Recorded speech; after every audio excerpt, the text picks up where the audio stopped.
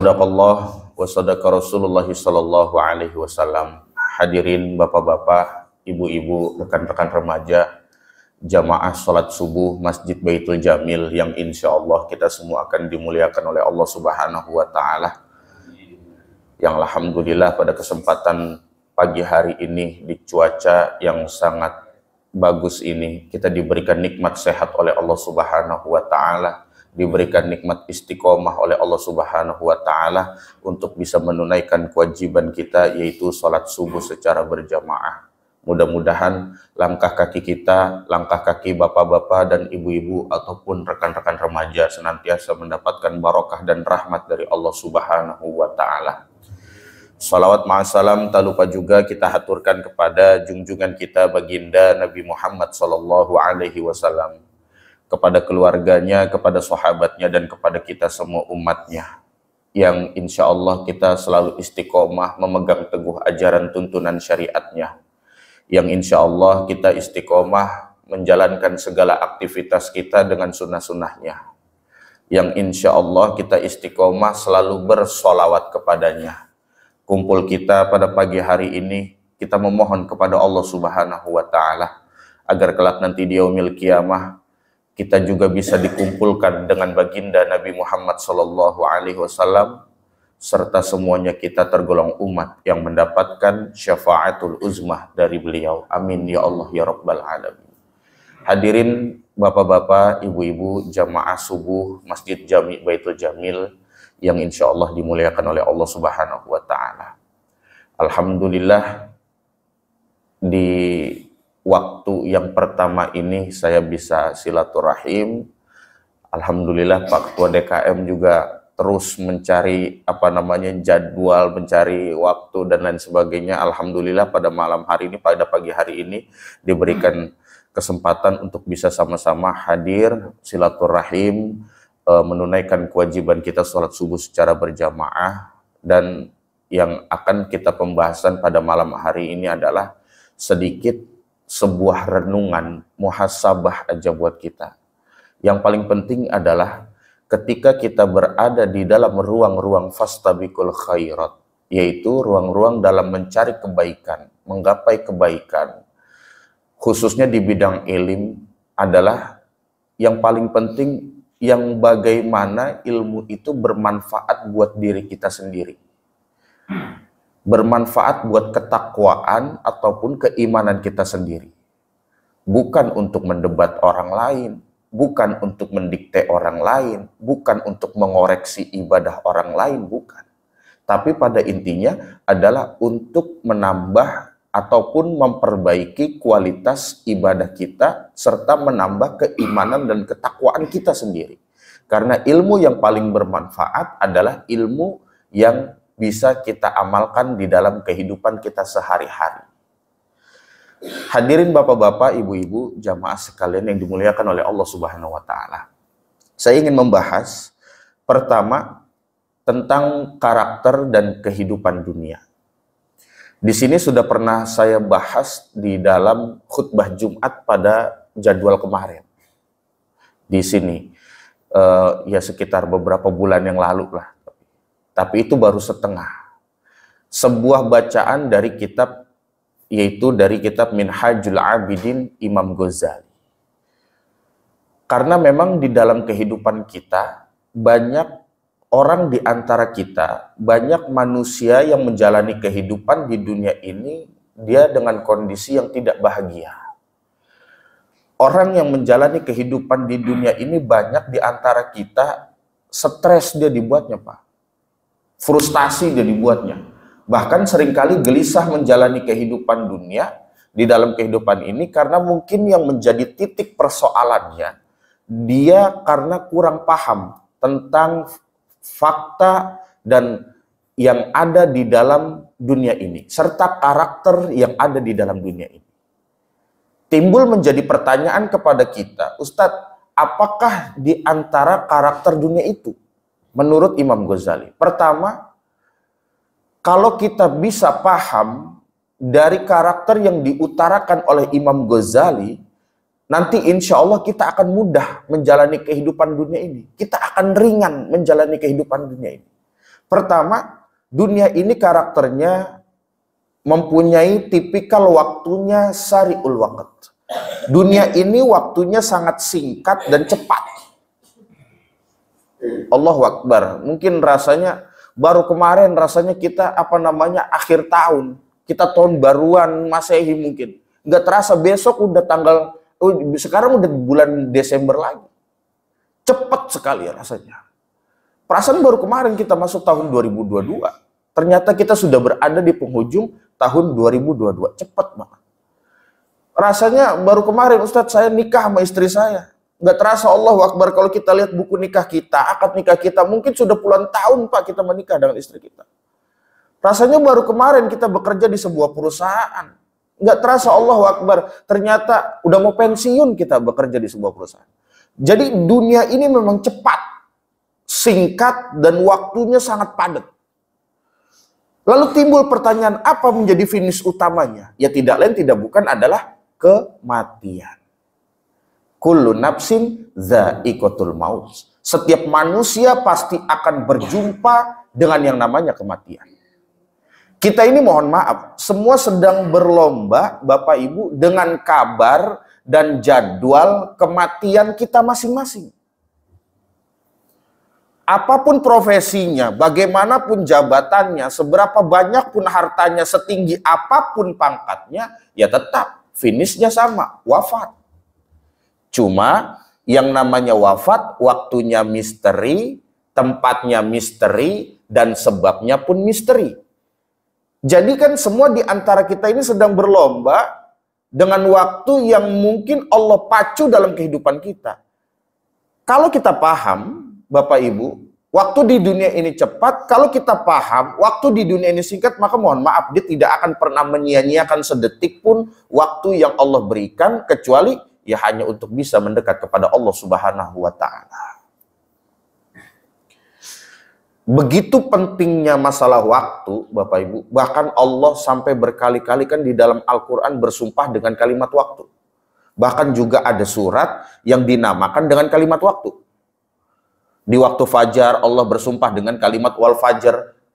Naik waktu subuh Allah bersumpah dengan kalimat wasubahi idza tanafas.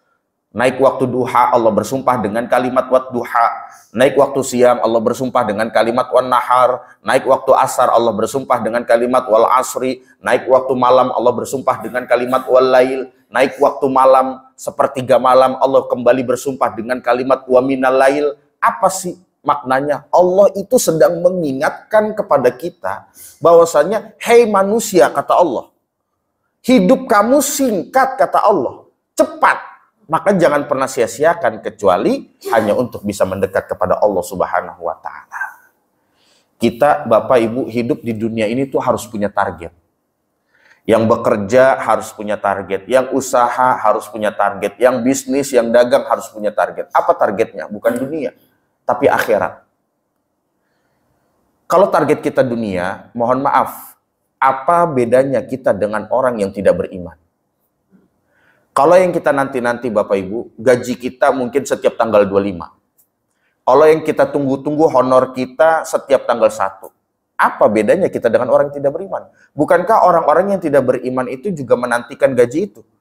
Ya kan? Bukankah orang-orang beriman itu juga merindukan gaji itu? Tetapi yang membedakan di antara kita dengan orang yang tidak beriman, Bapak Ibu, adalah setiap helaan nafas kita, setiap langkah kaki kita, setiap aktivitas kita, setiap pekerjaan kita semata-mata kita niatkan karena Allah Subhanahu wa Ta'ala. Jadi itu, yang pertama adalah karakter dunia ini, waktunya dunia ini sangat singkat, cepat banget waktunya. Nggak terasa nih, sekarang subuh, ntar besok siang, ntar sore, malam subuh lagi. Cepat banget waktu. Terus yang kedua, dari karakter dunia ini adalah karakternya wa mal hayatud dunya illa la'ibun walahun. Dunia ini hanya permainan dan senda gurau belaka. Surat Al-An'am ayat 32. Hati-hati Bapak-bapak, Ibu-ibu, siapapun mungkin di antara kita yang mungkin barangkali hari ini terlalu fokus dengan dunia, siap-siap nih. Kita akan dipermainkan oleh dunia. Hati-hati siapapun di antara kita, mungkin yang tergila-gila dan terobsesi dengan dunia, siap-siap. kita akan dipercandakan oleh dunia. Kenapa? Karena sifat dunia itu ya memang permainan. Sifat dunia itu memang senda gurau. Capek kita selalu dibuatnya. Bahkan Nabi SAW pernah bersabda di dalam hadisnya, barang siapa, kata Nabi, yang ketika tidurnya di malam hari, yang dia pikirkan masih tentang persoalan dunia, kemudian dia bangun di pagi hari, yang dia pikirkan kembali tentang persoalan dunia lagi, dunia lagi, dunia lagi, dunia lagi, dan dunia, maka dia akan lelah dibuatnya. Dia akan capek dibuatnya. Nah, ini timbul pertanyaan kepada diri kita, Ustadz, apakah kita tidak boleh mencari dunia? Apakah kita tidak boleh mencari kekayaan ataupun kenikmatan dunia? Boleh. Kata siapa tidak boleh?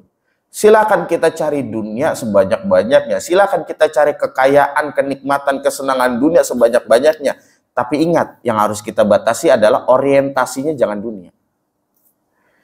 Kalau kita mungkin tidak boleh mencari kekayaan dunia, maka mohon maaf Bapak Ibu. Banyak para sahabat Nabi yang kaya.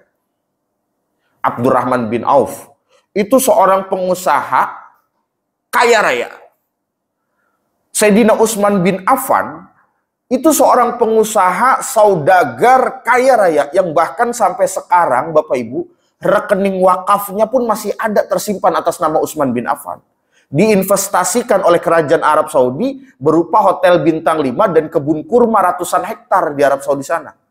Tapi ingat, bukan orientasi dunianya, bukan. Tapi dengan dunia bisa menjadikan jalan untuk mendapatkan akhiratnya. Maka lihat perkataan Bapak Ibu Ibnul Qayyim Al-Jauziyah. Bagus sekali kalimatnya. Kata Ibnul Qayyim, dunia ini seperti bayangan. Semakin Anda sibuk mengejar bayangan itu, kata Ibnul Qayyim, maka semakin dia lari dari kejaran kita. Ini kan kita. Bayangan kita di samping. Kita pindah, bayangan kita akan pindah. Kita kejar sampai budek juga bayangan kita kagak bakal dapat kita. Kenapa? Karena bayangan kita pun akan terus berpindah. Nggak akan bisa kita yang namanya mengejar bayangan. Itulah contohnya seperti dunia. Semakin kita kejar bayangan kita, maka semakin dia lari dari kejaran kita. Itulah dari karakter dunia. Makanya kita minimal, Bapak Ibu jamaah yang dimuliakan oleh Allah Subhanahu wa Ta'ala. Dari awal saya ingin mengajak sebuah perenungan di sini. Artinya apa? Kita banyak muhasabah, introspeksi diri. Mungkin ke depan kita harus ada yang dari kita rubah di dalam kehidupan kita. Ke depan mungkin jangan minta sama Allah ya dalam praktek berdoa minimal lah. Gitu loh. Minimal dalam praktek doa. Jangan minta sama Allah minta dinaikkan gajinya, minta dinaikkan omset dagangannya, penghasilan, jangan. Tapi kita berusaha minta sama Allah, ya Allah, saya pengen zakat lebih banyak tahun ini. Saya pengen sodakoh lebih banyak tahun ini. Ya Allah, saya pengen ditambahkan hartanya supaya ada anak yatim yang bisa kita sekolahkan. Supaya ada fasilitas masjid yang bisa kita berikan. Supaya ada kebutuhan apapun untuk umat yang bisa kita sumbangkan. Itu orientasinya. Maka jangan keliru hadirin Bapak jamaah yang dimuliakan Allah Subhanahu wa Ta'ala, jangan keliru. Zuhud itu, hati-hati, zuhud itu bukan berarti dia benci dengan dunia, bukan. Kan kita sering tuh dengar zuhud, zuhud, zuhud. Bukan berarti dia benci dengan dunia, bukan. Tapi zuhud itu dia sibuk dengan dunia, tapi dunianya murni semata-mata hanya untuk mendapatkan ridho dari Allah Subhanahu wa Ta'ala. Karena kalau kita terlalu terfokus dengan dunia, kita akan dibuat terombang-ambing karena kita akan capek selalu dibuatnya. Wa mal hayatud dunya illa la'ibun wa lahun. Dunia itu hanya permainan dan senda gurau belaka. Surat Al-An'am ayat 32. Tadi, pertama, dunia itu karakternya adalah waktunya sangat singkat. Yang kedua, dunia itu hanya permainan dan senda gurau. Dan yang ketiga adalah dunia itu al-makanul musibah. Dunia itu tempatnya musibah. Allahu Akbar. Sudah berapa kali kita dengar musibah yang datang silih berganti kepada negeri kita. Dan Allahu Akbar juga mungkin kalau kita flashback ke belakang. Ya, karena mungkin saya kalau di sini semua rata pakai masker, saya pengen flashback ke belakang lagi. Artinya apa? 2 tahun ke belakang mungkin kan kita barangkali kita benar-benar sedang diuji dengan sebuah wabah, ya kan? dengan sebuah virus ataupun penyakit yang katanya mematikan. Yang bahkan mungkin di beberapa negara pun ketika itu menjadi musuh yang sangat nyata. Di Indonesia khususnya Bapak Ibu mungkin secara catatan statistiknya sudah puluhan ribu ketika itu nyawa melayang karenanya. Dan sudah menjadi peringatan darurat di mana-mana tentang bahaya dari penyakit dan virus ini. Hadirin jamaah sekalian, ini musibah. Gempa bumi, bencana alam, virus corona, Omikron dan lain sebagainya itu musibah. Ya, dunia itu memang tempatnya.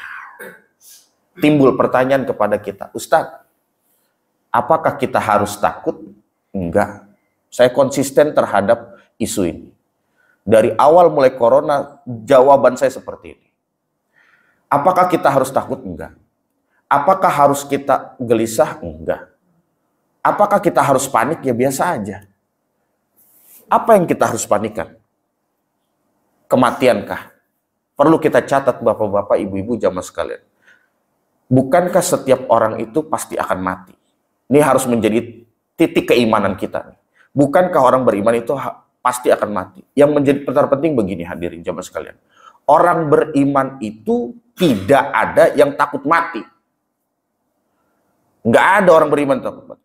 Tapi yang terpenting orang beriman juga tidak ada yang cari-cari mati. Dan orang beriman tidak pernah gelisah dengan mati.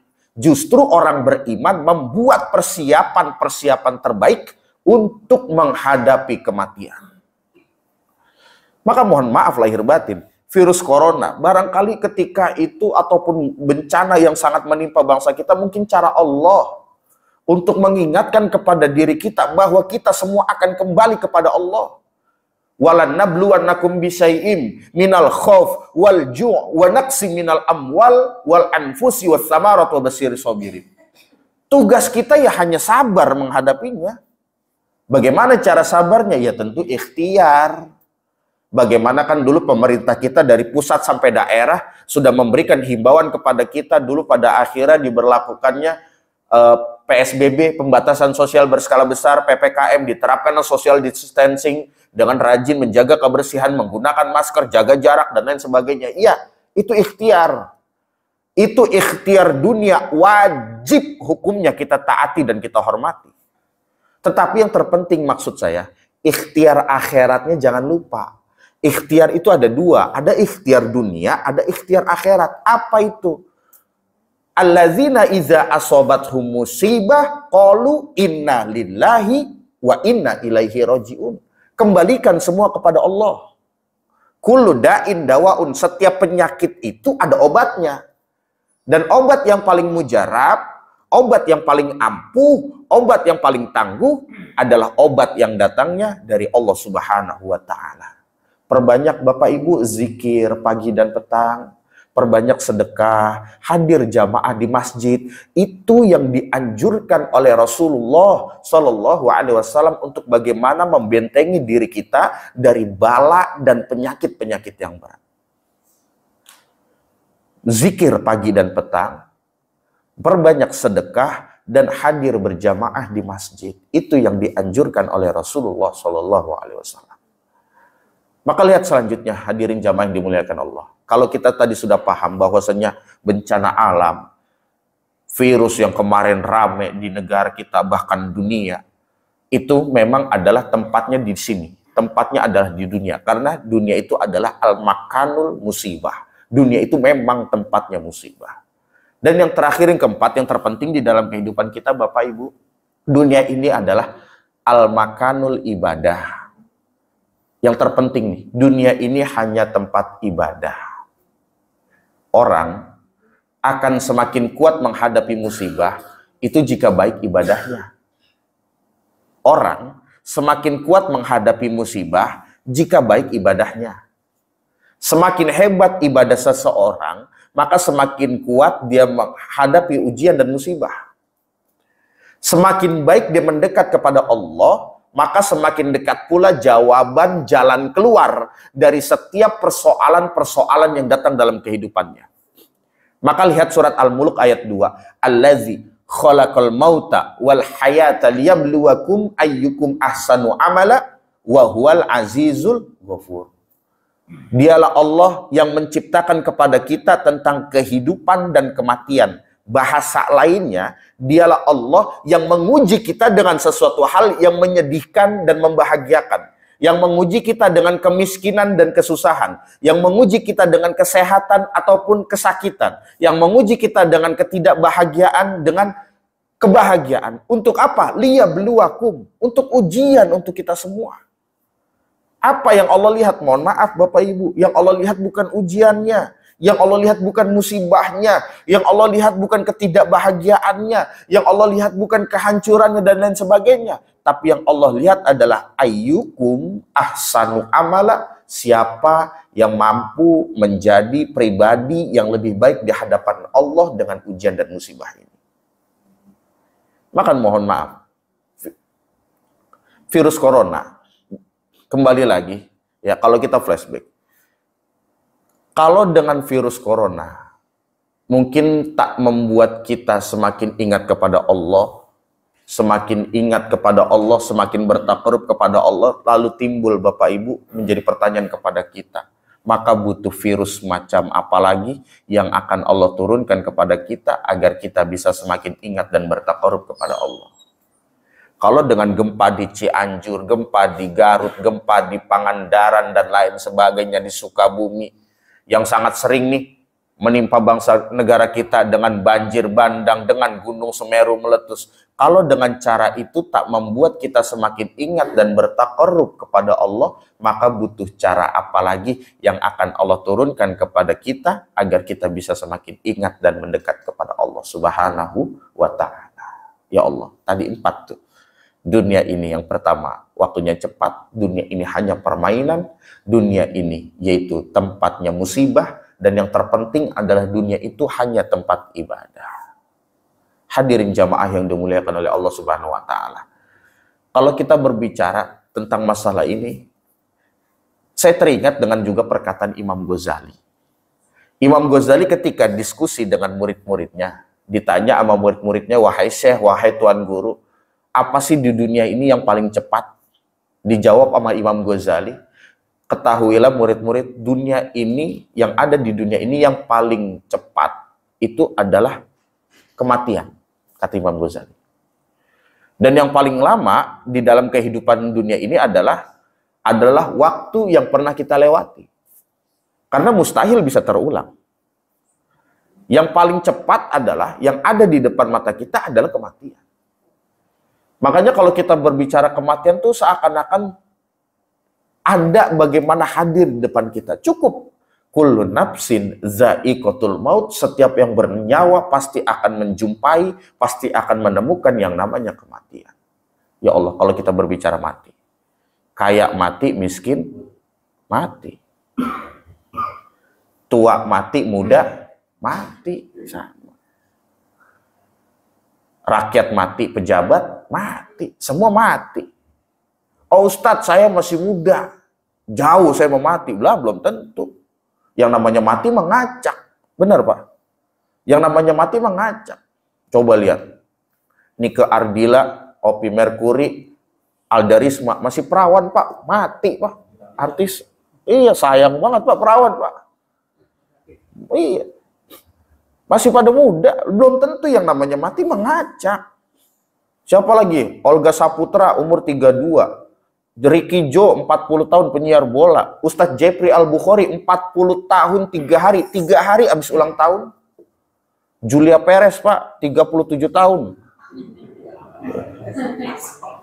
Banyak viral tuh Pak, di mana-mana media tuh, TV tuh pada nyarim. Julia Perez meninggal dunia karena membawa beban yang berat, katanya. Emang berat sih beban saya lihat. Ya Allah. Semuanya kita pasti akan merasakan yang namanya mati. Lalu kan timbul, hadirin jamaah yang dimuliakan Allah, timbul pertanyaan, apa sih bekal kita untuk menghadapi kematian? Tidak lain tidak bukan adalah amal soleh. Orang yang suka berbuat kebaikan, orang yang suka beribadah kepada Allah, bertakarub kepada Allah, berbuat baik, tangannya suka bersedekah, orangnya akur sama tetangga, sama saudara akur, Masya Allah, maka sudah dipastikan janji Allah orang tersebut akan wafat dalam keadaan husnul khotimah. Amin ya Rabbal Alamin. Begitu sebaliknya. Orang selama hidupnya nggak pernah mau bertakarub kepada Allah, nggak mau beribadah kepada Allah, rumah dekat masjid, dia nggak pernah mau datang ke masjid, rumah dekat musola, nggak pernah mau datang ke musola, sama tetangga rada gedek, sama ustadz rada jauh, tangannya pelit, nggak pernah sedekah, nggak pernah sodakoh, tangannya pelit 17 setan, ya Allah tangannya, buntut dasiran kalau kata orang sini mah, iya, pantat kuning, mohon maaf. Udah parah kalau orang Betawi disebut pantat kuning, udah parah. Nyeduh kopi, ampasnya dijemur lagi, ada udah sini. Kata orang sini mah, itu udah parah. Artinya apa?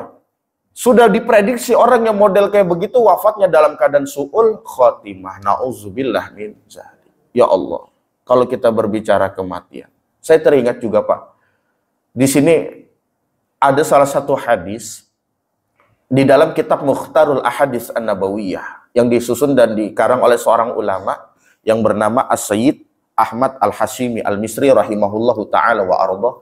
Beliau mengutip hadis Nabi Muhammad SAW yang diriwayatkan oleh Imam Baihaqi. Pertama, hadis ini didapatkan dari salah satu seorang sahabat Nabi, yaitu Sayyidina Jabir. Rasul SAW pernah dinasehati Pak oleh malaikat Jibril alaihi salatu wassalam. Pertama, atani Jibrilu, telah datang kepadaku malaikat Jibril alaihi salatu wassalam, kemudian berkata malaikat Jibril, ya Muhammad isma syi'ta fa innaka mayyitun wa ahbib man syi'ta fa innaka mufarrikuhu wa'mal ma syi'ta fa innaka madziyun bih. Begitu indahnya ini hadis kalau kita telaah, satu nasihat datang dari malaikat Jibril alaihi salatu wassalam kepada Nabi Muhammad. Artinya nasihat ini juga berlaku kepada kita selaku umatnya Nabi Muhammad SAW. Kata Nabi Muhammad, atani Jibrilu, telah datang kepadaku malaikat Jibril alaihi salatu wassalam, faqala, kemudian berkata malaikat Jibril, ya Muhammad isma syi'ta fa innaka mayyitun. Hiduplah kamu sesuka hidup kamu, silakan, kata malaikat Jibril. Hiduplah kamu sesuka hidup kamu, silakan. Fa innaka mayyitun, tapi jangan lupa ya Muhammad, engkau pasti akan mati. Hadirin jamaah yang dimuliakan oleh Allah Subhanahu wa taala, tadi kematian kembali lagi merupakan sesuatu hal yang pasti kepada kita. Waktunya misteri, tempatnya misteri, dan sebabnya misteri. Tetapi yang jelas kullun nafsin za'iqatul maut. Kita semua pasti akan merasakan yang namanya mati. Siapapun kita tadi, apapun status sosial kita, tinggikah kita, rendahkah jabatan kita, miskinkah kita, kayakah kita, semua kita pasti akan merasakan yang namanya kematian. Kata Nabi Muhammad, aku dinasehati, datang malaikat Jibril kepadaku, bahwasanya malaikat Jibril mengatakan, hiduplah kamu sesuka hidup kamu, silakan, tapi jangan lupa, engkau pasti akan mati. Nah, di sini para ulama, Bapak Ibu, memberikan gambaran kepada kita. Kita kan pasti akan mengalami yang namanya kematian. Dan kematian ini pasti akan datang kepada kita setiap saat mungkin. Enggak pernah ada yang tahu kapan kematian akan datang kepada kita. Kata Nabi Muhammad, apabila telah datang waktu malam, siapa yang bisa menjamin besok pagi dia masih hidup atau tidak? Kamin sahihin mata min ghairi ilatin. Berapa banyak Pak orang yang malamnya sehat bugar lalu besok akan meninggal tanpa ada sebabnya? Ya memang kematian seperti itu. Kematian ya dadakan sifatnya. Nggak ada yang namanya orang mati bilang-bilang, nggak ada. Kalau teman kita jam 8 masih ngobrol, ya Allah, apa namanya, malam jam 8 masih ngobrol, subuhnya meninggal dunia, ya wajar. Ya namanya kematian emang kayak begitu. Pagi jam 6 masih beli nasi uduk, jam 9 dia meninggal. Wajar. Karena memang kematian nggak ada yang tahu. Sifatnya dadakan. Yang kagak wajar itu jam 6 meninggal, jam 8 beli nasi uduk tuh Pak. Nah itu kagak wajar tuh. Iya. Wajar kan, yang namanya kematian itu dadakan. Jadi seperti itu. Kalau kita berbicara kematian, ya Allah, alhamdulillah kita masih diberikan nikmat sehat oleh Allah Subhanahu wa taala. Pada kesempatan ini masih diberikan istiqomah. Yang paling penting adalah Bapak Ibu, demi Allah saya katakan, suksesnya seseorang di hadapan Allah, maaf tadi, Allah tidak akan pernah lihat harta kita, Allah tidak pernah lihat kedudukan kita, Allah tidak pernah lihat suku kita, Allah tidak pernah lihat yang namanya pangkat kita, Allah tidak pernah lihat genetik kita, dan lain sebagainya. Allah nggak pernah lihat itu, karena inna akramakum indallahi atqakum. Suksesnya juga seseorang di hadapan Allah Subhanahu wa Ta'ala adalah orang yang paling bertakwa di hadapan Allah, dan akhir hayatnya apakah dia husnul khotimah ataukah su'ul khotimah. Mungkin kalau seandainya dia hidup di dunia terhormat, dia masyhur, dia terkenal dia, tapi mohon maaf di akhir hayatnya dalam keadaan jauh kepada Allah, maksiat kepada Allah, tidak mengenal ibadah kepada Allah Subhanahu wa Ta'ala, maka itu orang termasuk golongan orang yang hina di hadapan Allah Subhanahu wa Ta'ala. Begitu sebaliknya, mungkin kita di dunia ini orang-orang yang biasa, orang banyak yang nggak kenal kepada kita, bukan orang terkenal kita, orang yang biasa-biasa aja. Bahkan susah kita hidup di dunia. Tapi mohon maaf, karena di hidup kita di dunia mungkin kita orang yang suka beribadah kepada Allah, di akhir hayat kita dalam keadaan bertakarub kepada Allah, maka kita termasuk golongan orang yang mulia di sisi Allah Subhanahu wa Ta'ala. Amin ya Rabbal Alamin. Tidak ada keindahan bagi seorang mukmin kecuali dilihat dari akhir hayatnya, apakah dia husnul khotimah ataukah su'ul khotimah. Hadirin jamaah yang dimuliakan Allah Subhanahu wa Ta'ala. Lanjut ke tadi hadis, yaitu tentang pesan malaikat Jibril. Yang kedua adalah malaikat Jibril juga berpesan kepada Nabi Muhammad. Artinya nasihat itu, pesan itu berlaku kepada kita selaku umatnya Nabi Muhammad SAW. Selanjutnya apa kata malaikat Jibril? Wa ahbib man syi'ta fa innaka mufarrikuhu. Cintailah apa saja yang ingin kamu cintai di dunia ini, silakan, kata malaikat Jibril. Silakan. Tapi jangan lupa, fa innaka mufarrikuhu. Setiap apa yang engkau cintai, pasti engkau akan dipisahkan dengan apa yang engkau cintai. Kata malaikat Jibril.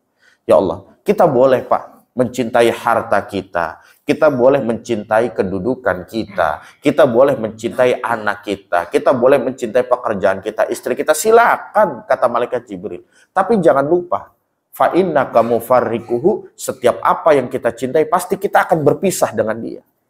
Kita boleh mencintai pekerjaan kita karena itu usaha kita. Kita boleh mencintai anak kita ya karena memang anak kita. Tapi jangan lupa, fa innaka mufarrikuhu, setiap apa yang kita cintai pasti kita akan dipisahkan oleh apa yang kita cintai. Hadirin jamaah yang dimuliakan oleh Allah Subhanahu wa Ta'ala. Dalam hadis Nabi Shallallahu alaihi wasallam, saya pernah teringat Nabi juga pernah memberikan ilustrasi, Bapak hadirnya sekalian. Pernah memberikan ilustrasi kepada kita ketika manusia meninggal dunia, dimandikan dia, dikafankan dia, lalu disolatkan dia, dibawakan dia ke alam kubur, kan ada 3 yang akan mengantarkan dia ke alam kubur. Pertama adalah ahluhu, keluarga dia, akan mengantarkan dia ke alam kubur. Lalu wa maluhu, harta dia, akan mengantarkan dia ke alam kubur. Lalu yang ketiga adalah wa amaluhu, adalah amal dia, akan mengantarkan dia ke alam kubur. Tapi sayang 1000 sayang, kata Nabi Muhammad, wa yabqa wahidun, yang tinggal hanya 1, yaitu hanya amal ibadah kita kepada Allah Subhanahu wa Ta'ala. Semua akan ngantar kepada kita. Keluarga kita pertama ahluhu, keluarga kita, saudara kita, tetangga kita, semuanya, istri kita, anak kita, semua akan ngantar ke alam kubur. Tapi nggak ada pun satu pun yang mau ngikut. Umpama bapak-bapak, ya Allah dulu punya istri, sayang banget sama istrinya, sama sama istri bapak, sayang dulu ketika pacaran mungkin berjanji di bawah tiang listrik, apalah arti hidup ini tanpa dirimu neng, umpama. Tapi mau gak istri kita ngikut ke alam kubur kalau kita meninggal? Gak ada. Begitu juga ibu-ibu, mungkin lakinya dulu suaminya sayang, dulu pacaran sampai alhamdulillah sampai tua bisa nemenin. Tapi ketika ibu meninggal dunia, apakah laki ibu, suami ibu mau ikut ke alam kubur? Enggak. Paling 40 hari udah larak-lirik lagi. Iya. Begitu juga mohon maaf Pak, anak kita, biar kata kita punya anak yang soleh, anak yang pinter, anak yang berbakti kepada kita, kagak bakal mau ikut ke alam kubur, nggak ada anak kita. Paling udah 40 hari, udah 100 hari lemari kita diacak-acak, sertifikat mana ini ya, udah berebutan sertifikat. Anak zaman sekarang tuh. Iya. Begitu juga teman kita, biar kata kita punya teman, ya Allah CS banget kita nggak punya rokok, kita rokok potekan sarang berdua nggak apa-apa, kemana-mana nyaloin tanah berduaan mulu, kemana-mana gitu. Jadi pokoknya CS banget kita, ngopi bareng segelas, jadi ayo Tapi, nah orang yang model begitu nanti pasti ujung-ujung yang bakal nginjek-injek kuburan kita paling kenceng tuh, teman kita tuh. Jangan bangun lagi lu ya, diinjek-injek. Nggak ada yang nemenin kita ke alam kubur. Begitu juga mohon maaf harta kita, kedudukan kita, pangkat kita, jabatan kita tadi. Nggak ada yang mengikuti kita ke alam kubur. Seandainya kita punya uang yang miliaran, kita punya harta yang banyak luar biasa, nggak ada yang menemani kita ke alam kubur. Yang menemani kita ke alam kubur adalah harta yang bermanfaat untuk orang lain yang disedekahkan. Kalau harta yang tertimbun, mohon maaf Bapak Ibu, pasti ujung-ujung juga tadi jadi rebutan anak. Selanjutnya juga biar kata kita punya mobil yang mewah, paling nganter kepada kita ke halaman Kober. Umpama kita punya mobil Alphard 1,5 M yang baru. Kita punya mobil yang luar biasa mewah, paling nganter kita ke Kober doang, sampai parkiran doang. Kagak bisa ikut kita ke alam kubur. Dan lain sebagainya. Begitu juga pangkat kita, kedudukan kita. Hanya satu Bapak Ibu yang akan menemani kita. Hanya amal ibadah kita. Tapi ingat, yang namanya amal bukan kita bawa amal. Kalau kita bawa amal, enak. Yang bagus-bagus aja kita ambil. Bawa, ya kan? Tapi kalau diikutin amal, yang jelek ikut, yang bagus juga ikut. Nah ini yang jelek ini nih, yang akan menjadi pertanggungjawaban kita di hadapan Allah Subhanahu wa Ta'ala. Jadi seperti itu. Kalau kita berbicara tentang masalah kematian tadi, bahwasanya yang akan mengikuti kita ke alam kubur adalah tadi hanya amal ibadah kita kepada Allah Subhanahu wa Ta'ala yang akan tetap abadi mengikuti kita ke alam kubur. Sisanya semua pulang ke rumah masing-masing, harta kita, keluarga kita, istri kita, semuanya akan pulang. Hanya satu yang bertahan, hanya amal ibadah kita kepada Allah Subhanahu wa Ta'ala. Hadirin jamaah yang dimuliakan oleh Allah Subhanahu wa Ta'ala. Terakhir, dari hadis Nabi Muhammad SAW. Telah datang malaikat Jibril alaihissalam kemudian memberikan nasihat kepada Nabi Muhammad. Nasihat ini berlaku kepada kita selaku umatnya Nabi Muhammad SAW.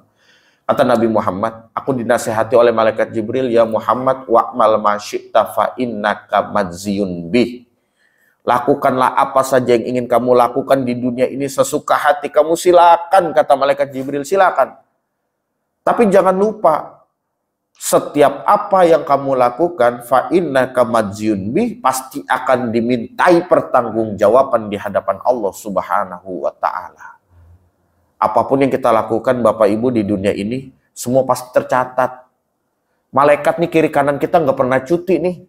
Yang nyatet mulu kerjanya. Semua pasti tercatat di hadapan Allah Subhanahu wa Ta'ala. Nggak ada satu kata pun yang keluar dari mulut kita, kecuali semuanya pun itu ada catatannya. Tidak ada satu jengkal pun yang kaki kita langkahi keluar dari tempat manapun, berjalan kemanapun, itu semua pasti akan menjadi catatan kepada kita nanti. Ada satu ayat Bapak Ibu yang sering kita baca di dalam surah Yasin. Ayat ini mungkin kita sudah hafal. Al-yawma nakhtimu ala afwahihim wa tukallimuna aydihim wa tashhadu arjuluhum bima kanu yaksibun. Masya Allah, ayat ini memberikan teguran kepada kita hakikatnya. Al-yawma nakhtimu ala afwahim, pada hari itu kata Allah Subhanahu wa Ta'ala, yaitu pada hari kiamat, nakhtimu ala afwahim, mulut-mulut kita nanti semua akan dirapetin oleh Allah Subhanahu wa Ta'ala. Mulut-mulut kita nanti akan dirapatkan oleh Allah Subhanahu wa Ta'ala. Wa tukallimuna aydihim, dan tangan-tangan kita yang nanti akan berbicara di hadapan Allah Subhanahu wa Ta'ala. Wa tashhadu arjuluhum bima kanu yaksibun, dan kaki kita pun nanti yang akan memberikan persaksian tentang apa yang kita perbuat di alam dunia ini. Cukup banget itu nasihat buat kita sebenarnya. Ya Allah, alhamdulillah Bapak-bapak di sini semuanya hadir di sini. Subuh kita mendengarkan ilmu, mendengarkan nasihat, istiqomah di sela-sela kesibukan kita masih bisa menyempatkan. Ini pun nanti akan menjadi saksi Bapak-bapak, Ibu-ibu. Jangan remehin perkumpulan subuh seperti ini. Luar biasa, jarang Pak. Enggak semuanya masjid bisa berkumpul seperti ini subuh, mendengarkan nasihat, mendengarkan ilmu-ilmu agama, luar biasa. Saya kan ketua DKM juga Pak. Belum saya bikin Pak acara subuh begini, cuma sekedar sholat biasa di rumah. Tapi ya kecuali ya bulan Ramadan baru ada. Makanya luar biasa. Ketika ada kajian subuh seperti ini, luar biasa bangga saya. Kenapa? Luar biasa. Orang yang hadir menuntut ilmu, Bapak-bapak, Ibu-ibu, hadir di acara seperti ini, walaupun kita jalanin ngantuk, luar biasa pahalanya, berkah. Pertama, Bapak Ibu, orang yang hadir menuntut ilmu, hadir mendengarkan nasihat-nasihat agama, hadir mendengarkan ceramah agama di suatu tempat yang mulia, di majelis taklim ataupun di masjid serta musola, orang tersebut luar biasa pahalanya. Pertama, selain kita kumpul seperti ini kan ada nilai plusnya. Apa? Silaturahim, Pak. Betul, Pak. Saya dari Kampung 2, Pak. Tahu Kampung 2 gak? Saya dari Kampung 2, Pak. Keranji, Pak. Datang jauh-jauh ke sini, Pak. Bisa silaturahim, alhamdulillah. Bisa ke sini subuh-subuh. Dan orang yang memanjangkan silaturahim, orang yang menyambungkan silaturahim, ada dua keutamaan. Pertama, Allah panjangkan umurnya. Amin ya rabbal alamin.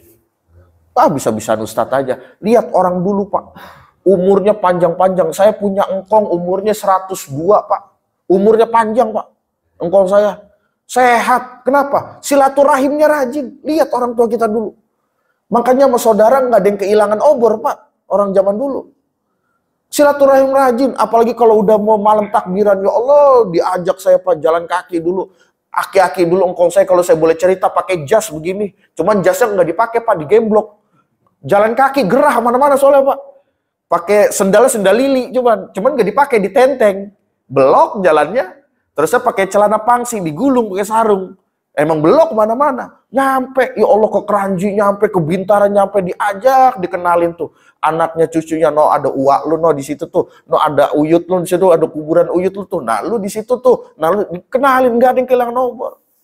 Makanya berkah orang tua kita dulu, silaturahimnya rajin. Emang orang zaman sekarang, mohon maaf. Nih, penyakitnya. Apa? Nih, putus silaturahim kita sama HP. Apa buktinya? Lebaran, Pak. Ya Allah, apalagi lebaran nih, kita kan guru ngaji, kadang-kadang berharap muridnya pada datang. Ya minimal kan kongguan datang, ya kan dodol datang, minimal kan amplop kayak rokok kayak apa gitu ya. Namanya kita guru ngaji, itu ngajarin bocah. Kemarin corona, ya Allah kagak ada yang datang pisan, Pak. Boro-boro kongguan sama dodol nyampe. Cuman status ini dah, ngechat dah di WhatsApp, ya kan? Selamat Hari Raya Idul Fitri. Wah, bawahnya puisi biasa itu, Pak. Ketika tangan tak lagi bisa bergerak. Ketika kaki tak lagi bisa melangkah. Lah saya jawab, lu setruk. Saya bilang gitu. Ya Allah. Nih gara-gara HP, mohon maaf. Orang HP yang di ujung dunia bisa kita sapa, di depan mata kagak bisa kita tegur, Pak. HP nih. Buktinya apa? Kalau kita reunian, kumpul mana-mana. HP, semuanya pada ngadepin HP. Putus silaturahim kita, sekarang kurang berkah makanya. Makanya kalah kita sama orang tua kita dulu. Orang tua kita dulu umurnya panjang-panjang, selain silaturahimnya getol, silaturahimnya bagus, makannya juga cakep orang dulu mah. Orang dulu mau makan kagak ada yang pakai pengawet. Emang orang zaman sekarang luar biasa makanannya. Terus yang kedua, orang yang suka menyambung tali silaturahim, Allah akan luaskan rezekinya. Amin ya rabbal alamin. Bisa-bisaan Ustadz aja lagi lah. Nah, ini udah dapat AR rezeki ini, gitu kan? Ya syukur-syukur nanti ada kopi, apa ada sarapan pagi gitu kan? Lah kalau kagak bisa datang sini kagak dapet saya. Rezeki itu, iya jangan salah.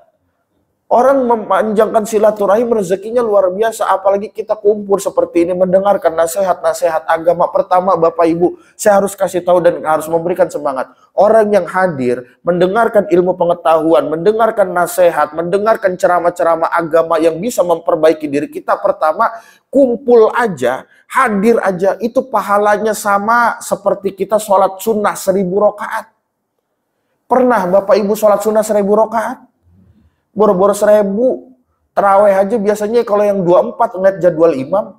Imamnya siapa ini ya? Wah ini ya lama, pindah. Nyari imam yang paling cepat, favorit itu kalau di kampung. Iya. 24, 23 aja ngeliat jadwal imam kita.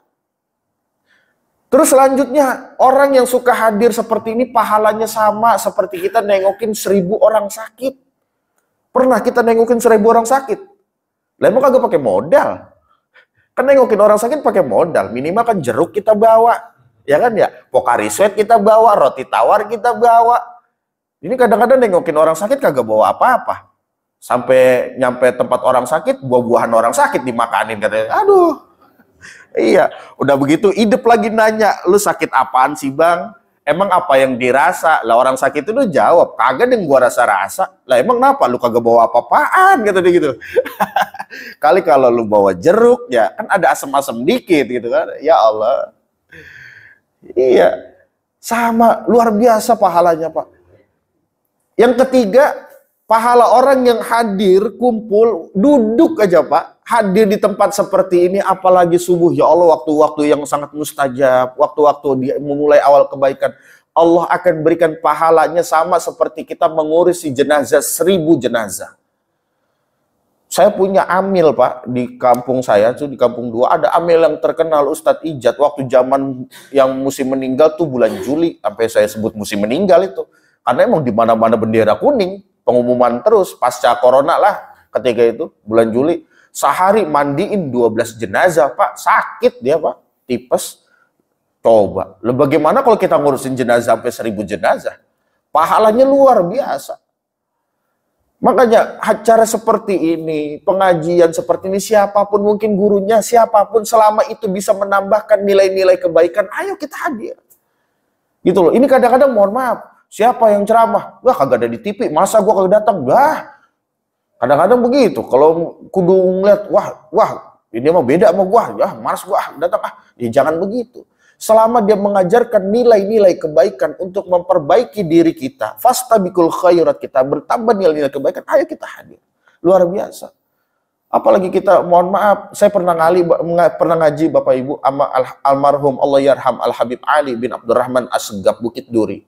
Dia pernah mengatakan begini, orang yang hadir ke majelis taklim, orang yang menghidupkan majelis taklim, hadir di tempat-tempat seperti ini, walaupun umpama tuh orang diajarinnya dableng banget, umpama gitu, kata beliau, umpama diajarinnya susah banget, diajarin ngaji kagak bisa-bisa, tapi emang dia punya modal semangat doang. Dia niat ikhlas, hadir, merendahkan diri di hadapan ilmu, dia modal semangat doang. Diajarinnya kagak ngerti-ngerti.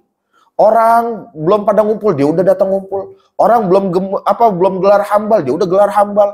Orang belum ngapa-ngapain, dia udah gelar mik dan lain sebagainya. Paling getol datang orang begitu, tapi diajarinnya susah. Diajarinnya susah. Kata Al Habib Ali, beliau mengatakan orang yang seperti ini akan mendapatkan yang namanya mughtafar. Apa itu mughtafar? Bebas pertanyaan kubur. Luar biasa. Orang alim yang mengatakan. Kenapa? Karena dia merendahkan diri di hadap ilmu pengetahuan. Emang dia modalnya begitu doang, emang dia kagak bisa, tapi dia berusaha untuk bisa. Dan Allah pun, Bapak Ibu, tidak pernah melihat hasil kita. Bukan. Yang Allah lihat adalah bagaimana usaha kita. Saya juga punya pengajian tuh di rumah. Pengajian kaum ABG, anak berusia gocap. Iya. Ngajarin ikro, Pak, alif-alifan. Wah, ilah, lidahnya kaku semua udah, Pak. Itu kelas ulama semua, Pak, usia 55. Iya, ngajarin ikro, alif-alifan, sabar. Saya cuma kasih semangat begini. Ayo terus semangat, jangan malu.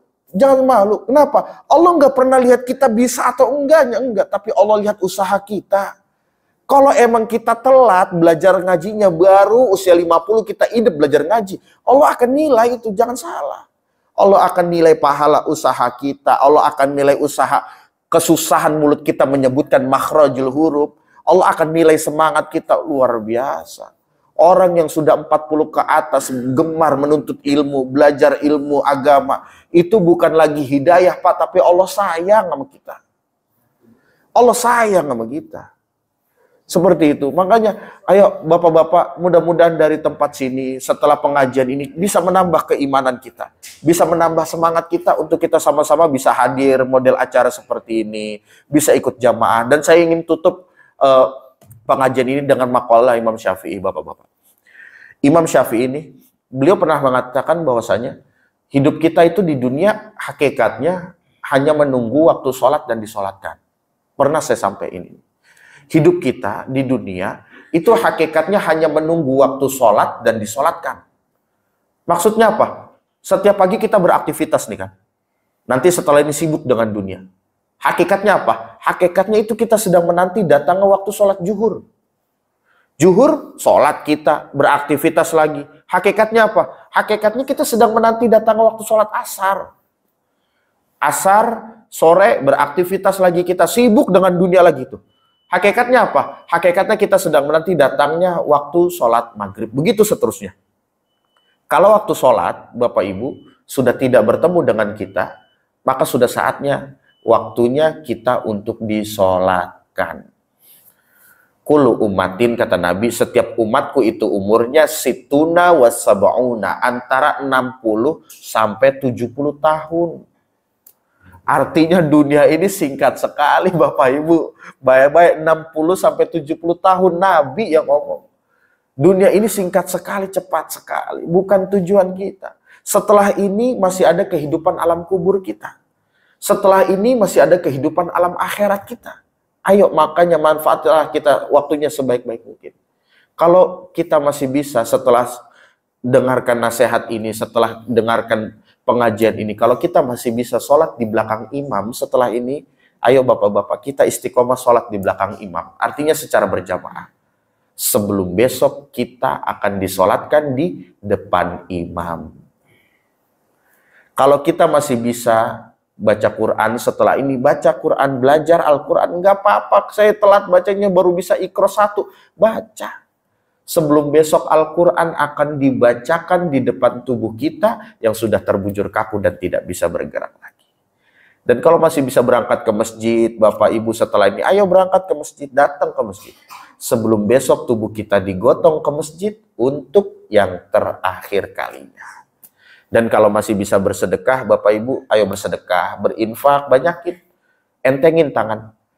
Sebelum besok, kenapa?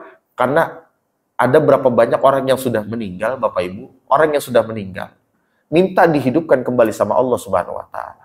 Apa janji mereka? Fasaddaqu wa akun minas sholihin. Ya Rob, kembalikan aku ke alam dunia sebentar aja. Kembalikan aku ke alam dunia sebentar, maka aku akan bersedekah, kata Nabi Muhammad. Kata orang tersebut, maka aku akan bersedekah dan aku akan menjadi orang yang soleh. Mohon maaf, mungkin siapapun di antara kita, Bapak Ibu, yang pernah melakukan dosa, walaupun memang kita adalah manusia diciptakan oleh Allah ahli dosa. Kita adalah ahli maksiat. Mungkin masa-masa jahiliyah kita punya dulu. Mungkin ada yang baru umur sekian nih saya baru ingat masjid, ada mungkin. Tapi mari kita catat baik-baik di dalam diri kita. Allah lebih mencintai orang yang banyak dosa, Bapak Ibu. Allah lebih mencintai orang ahli maksiat. Jangan takut. Tapi kemudian dia bertaubat kepada Allah dengan taubatan nasuha. Daripada orang soleh, orang ahli ibadah, sedangkan dia nggak pernah merasa punya salah di dalam kehidupan. Sedangkan dia menganggap bahwa ibadahnya merasa udah paling diterima. Sedangkan dia menganggap bahwa dirinya paling benar, paling soleh, paling sempurna ibadahnya. Nauzubillah, summa nauzubillah. Kalau kita belum bisa berlomba dengan orang soleh dalam beribadah, dalam berbuat baik, ayo Bapak Ibu, marilah kita berlomba-lomba dengan orang, dengan para pendosa, dengan para pelaku ahli maksiat, untuk kita sama-sama berlomba bertaubat kepada Allah Subhanahu Wa Taala. Kalau kita mungkin belum bisa berlomba dengan orang alim, dengan ustadz, dengan kiai, dengan habib untuk berdakwah, nyampaikan ilmu-ilmu agama, maka berlomba-lombalah dengan orang jahil, dengan orang bodoh untuk kita sama-sama belajar ilmu agamanya Allah Subhanahu Wa Taala semata-mata untuk memperbaiki kualitas ibadah kita di hadapan Allah Subhanahu Wa Taala. Bukan merasa diri kita paling benar, bukan untuk diunjukin ke orang lain, bukan. Tapi untuk memperbaiki kualitas diri kita di hadapan Allah Subhanahu Wa Taala. Ini kadang-kadang kita belajar agama tujuannya untuk ngedebat, tujuannya untuk ngejidel, bukan. Tapi untuk diri kita. Bisa gak kita belajar agama bisa menambahkan ketakwaan kita kepada Allah Subhanahu Wa Taala, keimanan kita kepada Allah Subhanahu Wa Taala. Itu Bapak Ibu. Mudah-mudahan ketika kita nanti dipanggil oleh Allah, kita dipanggil dengan panggilan yang kita rindukan semua. Ya ayyatuhan nafsul mutmainnah, irji'i ila rabbiki radiyatan mardiyah, fadkhuli fi ibadi wadkhuli jannati. Kata Allah, wahai hambaku yang tenang. Ustadz, kenapa sih disebut tenang? Ya mungkin karena kata Allah, saatnya mungkin ketika disebut tenang karena memang hamba itu sudah melakukan sesuatu hal-hal yang memang penuh dengan kebaikan. Makanya kata Allah, kembali wahai hambaku, kembali, masuk ke dalam surgaku, masuk ke dalam rumahku. Hidup itu selesai, kau wafat dalam keadaan husnul khotimah, dan silakan kau masuk surga atas nikmatku yang mana saja. Amin ya rabbal alamin. Bapak Ibu, perlu kita pahamin bahwasanya yang membuat kita masuk ke dalam surga dan neraka itu bukan amal ibadah kita, tapi karena ridho Allah Subhanahu wa Ta'ala. Kalau kita berbicara tentang masalah amal ibadah kita, sebanyak apa sih amal ibadah kita sama Allah? Jujur, kita buka hati, banyakan dosa apa pahala kita? Banyakan dosa kita. Nah, sekarang bagaimana kita untuk istiqomah? Pertama adalah kita niatkan ibadah kita karena Allah, bukan karena untuk siapa-siapa. Kalau ibadah kita karena Allah, udah terlepas dari hal apapun juga kita akan melaksanakan ibadah murni karena Allah Subhanahu wa Ta'ala. Terus selanjutnya, ketika kita ibadah kepada Allah, bagaimana caranya kita bisa konsisten dan istiqomah? Ada rumus yang paling gampang adalah terpaksa, terpaksa, terpaksa, lama-lama terbiasa. Itu rumus yang paling simpel. Ustadz, saya masih begini nih, kayaknya subuh masih belum bisa, paksa. Ustadz, saya mau begini ribet-ribet, paksa. Yang penting lama-lama terbiasa. Kenapa? Karena istiqomah al-istiqomah khairun min alfi karamah. Istiqomah itu lebih mulia daripada 1000 keramat. Coba bayangin Pak. Istiqomah itu lebih mulia, lebih mahal daripada 1000 keramat. Yang penting istiqomah. Contoh Pak, kalau kita buka bab istiqomah, ya, bab istiqomah yang terjadi di masyarakat Indonesia kalau kita melihat sejarah Pak. Modalnya cuma satu Pak, istiqomah. Sunan Kalijaga. Ini bukan mitos ya. Sunan Kalijaga. Bapak tahu Saridin Pak? Kalau wayang toko-toko ketoprak itu kan diganti sama Sunan Kalijaga menjadi Syekh Jangkung namanya kan. Iya kan. Terusnya ada lagi para tokoh-tokoh lainnya, Ki Ageng Pengging juga dari Jogja dan lain sebagainya. Mereka kenapa menjadi orang yang bisa dikatakan ya kalau bahasa kita mah sakti lah, seorang wali. Padahal kayak Sunan Kalijaga Pak, mohon maaf, beliau bukan orang alim Pak. Beliau bukan orang alim. Tapi kenapa kok bisa Allah angkat derajatnya? Apa buktinya? Sampai sekarang makamnya nggak pernah sepi Pak. Nggak pernah sepi. Itu membuktikan orang mempunyai karomah, orang mempunyai keistimewaan Pak. Mustahil Allah meridhoi segala sesuatu keburukan di atas yang namanya mayoritas pendapat ulama ataupun pendapat para umat. Nggak bakal ridho Allah. Kalau misalkan memang itu salah, kalau memang itu bukan orang biasa. Kenapa? Satu, Sunan saya flashback cerita ini yang bukan dalil ini mah ya Pak ya. Sunan ini berbicara istiqomah. Betapa luar biasa manfaat istiqomah. Sunan Kalijaga kenapa diangkat jadi wali? Karena beliau istiqomah, apa yang diperintahkan gurunya dijalanin udah terus. Dia disuruh puasa di pinggiran kali Sungai Berantas, ya kan? Selama berpuluh-puluh tahun, ya kalau bahasa kita betapa lah seperti itu. Dengan bacaan ya Hayu ya Qayyum, dikasih ilmu sama Sunan Bonang, ya Hayu ya Qayyum, baca wirid ini. Tapi Sunan Kalijaga karena mantan preman, beliau enggak salah dengar. Akhirnya ya Kayu ya Qayyumu, ya Kayu ya Qayyumu, ya Kayu ya Qayyumu, ya Kayu ya Qayyumu. Tapi karena niat dia karena Allah, ya kan? Niat karena Allah, tapi murni karena Allah Subhanahu wa Ta'ala, dilihat istiqomahnya, keyakinannya jadi Pak. Jadi saya kalau ngomongin masa ini banyak cerita saya. Belum lagi Saridin tadi yang saya sebutin, tokoh ketoprak. Beliau melakukan sebuah karena memang orang dulu mah ya mohon maaf ya memang zamannya seperti itu. Saridin, tokoh ketoprak itu yang menjadi pewahyangan. Dia orang yang memang istiqomah juga, apa yang diperintahkan oleh gurunya dijalanin. Disuruh puasa di atas pohon kelapa Pak 10 tahun. Baca Allahu Akbar. Tapi salah dengar Saridin, jadi lowo bubar, dibaca di wirid, lowo bubar. 10 tahun, real Pak, bisa jalan di atas air, jadi seorang wali. Coba, itu kalau itu bukan cerita yang benar, itu cerita masyarakat ya. Terus lagi Ki Ageng Pengging, terus saya lagi bagaimana cara membuka babat alas tanah Jogja, Merapi, alas Mentauk, dan lain sebagainya. Itu melalui proses puasa yang panjang. Artinya apa? Ada titik keistiqomahan. Makanya saran saya begini Bapak-Bapak, di usia kita yang sudah semakin tua, di usia kita yang sudah semakin berumur, kita harus mempunyai yang namanya produk ibadah kita yang kita pegang, nih istiqomah saya. Umpama Bapak-Bapak sehari dia istiqomahnya, yang penting saya setiap pagi istiqomah 2000, jalani istiqomah itu. Terus kalau misalkan ya saya cuma bisa baca, pokoknya kalau habis sholat baca kulhu 10 kali, jalanin, jangan takut. Saya cuma terbiasa sholat sunnah kalau malam 2 rakaat dengan baca rakaat pertama ayat kursi, rakaat kedua kulhu. Jalanin. Yang penting istiqomah. Konsisten. Kenapa? Karena kita tidak pernah tahu ibadah mana yang Allah ridho kepada kita. Di antara istiqomah itu, ibadah mana yang harganya paling mahal di hadapan Allah Subhanahu wa taala. Kembali lagi flashback ke Imam Ghazali.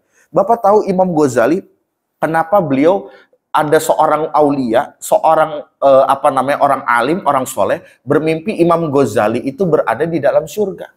Kenapa? Pertama, bukan karena sosok Imam Ghazali yang ahli ibadah, bukan. Bukan karena sosok Imam Ghazali yang ahli tasawuf, bukan masuk surga. Bukan karena sosok Imam Ghazali yang ribuan kitabnya tersebar di dunia, manfaat sampai sekarang, bukan. Tapi ada seorang aulia, ada seorang ulama, orang soleh bermimpi bahwasanya yang membuat Imam Ghazali masuk ke dalam surga lewat mimpinya karena faktor ketika Imam Ghazali menulis kitab Ihya Ulumuddin dengan tintanya, lalu ada laler, Pak. Laler nemplok minum tintanya Imam Ghazali. Tapi Imam Ghazali nggak diusah, nggak disuruh pergi gitu. Tapi malah diliatin, ternyata laler itu lagi minum tintanya, lagi kehausan, kata Imam Ghazali. Diliatin, ternyata di titik itulah Allah ridho sama Imam Ghazali yang menjadi asbab Allah memasukkan Imam Ghazali ke dalam surga. Ini bukan dalil, tapi ini menjadi sebuah motivasi kita. Kita nggak pernah tahu ibadah mana yang kita diterima oleh Allah Subhanahu wa taala. Dan kita nggak pernah tahu ibadah mana yang malah di situ menjadi murkanya Allah Subhanahu wa taala. Jangan salah. Ada di zaman Nabi Musa, pernah dengar Bapak, ada seorang alim, orang ahli ibadah, orang abid, seumur hidupnya ibadah, tetapi ketika dihisap sama Allah, masuklah kamu ke dalam surgaku atas ridhoku. Apa kata orang ahli ibadah tersebut? Kok masuk surga karena ridhomu ya Rabb? Bukan karena ibadah saya seumur hidup ibadah. Apa kata Allah? Engkau sesungguhnya telah menyalahkan nikmatku, kata Allah. Maka masuklah kamu ke dalam nerakaku. Seumur hidup seumur hidup ibadah. Tapi karena dia menolak bahwasanya ketentuan Allah masuk surga karena ridhonya Allah. Tapi karena dia berharap masuk surga karena amal ibadahnya dia. Karena sholatnya dia, karena ibadahnya dia. Padahal itu bukan yang menjadi penyebab kita masuk ke dalam surga. Yang menjadi penyebab kita masuk ke dalam surga murni karena ridho dan rahmat dari Allah Subhanahu wa taala atas aplikasi Allah sifat Ar-Rahman dan Ar-Rahimnya kepada hambanya. Dan tadi kalau kita kagak sholat aja, umpama ya kita sholat aja belum tentu masuk surga. Bagaimana kalau kita kagak sholat? Analoginya begitu. Orang baik aja belum tentu masuk surga. Bagaimana kita berbuat jahat?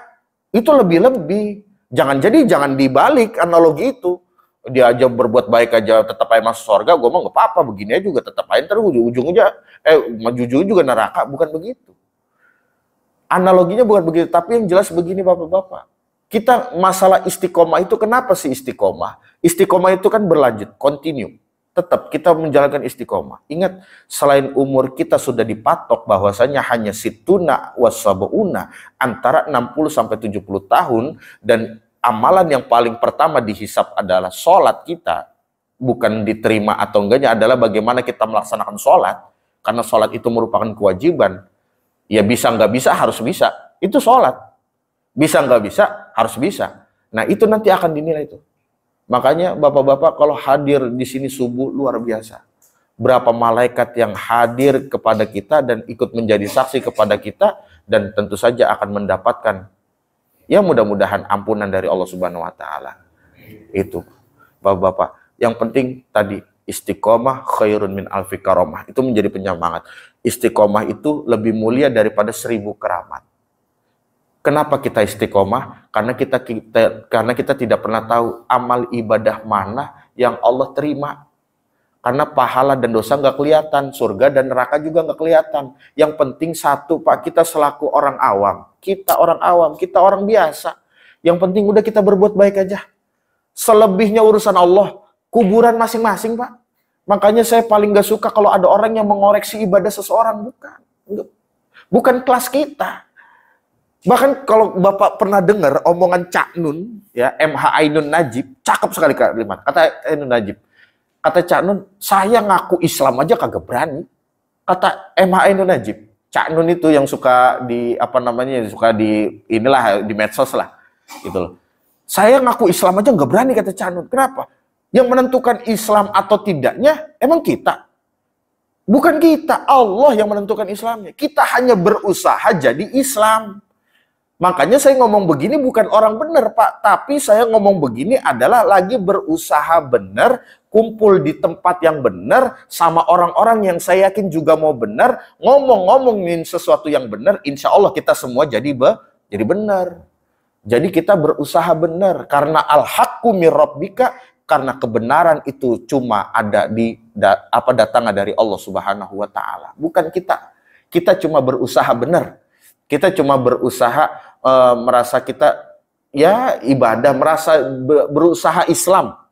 Bukan mengklaim bahwa diri kita Islam. Kita nggak pernah tahu, Pak. Di akhir hayat kita mati dalam keadaan husnul khotimah atau su'ul khotimah.